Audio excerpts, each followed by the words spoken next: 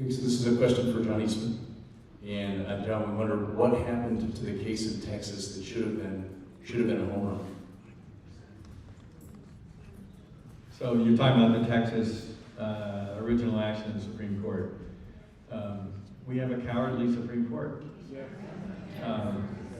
We have cowardly and corrupt lower courts. I learned a couple months ago, actually last summer, from somebody that was a law clerk in the Third Circuit, that's Pennsylvania, that the chief judge there did not randomly assign those cases in Pennsylvania to a random panel as the law requires. He solicited the opinions of all the judges in advance, and then picked the 3 Republicans who had said, we don't think the campaign committee has standing to raise the challenge on behalf of the legislature. And then that fed the narrative that even Trump's own judges were voting against it. Right? The level of corruption is stunning.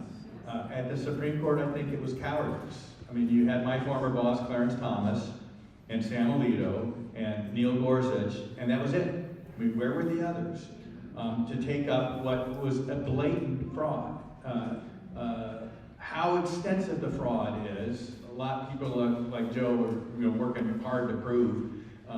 But I don't need the fraud. All I saw was the violations of the law.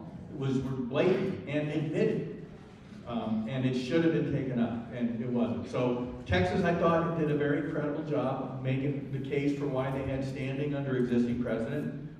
There was a report that at the court conference, Chief Justice Roberts was yelling at the others and then said, we have to take this because it's Bush versus Gore. We have got to do this.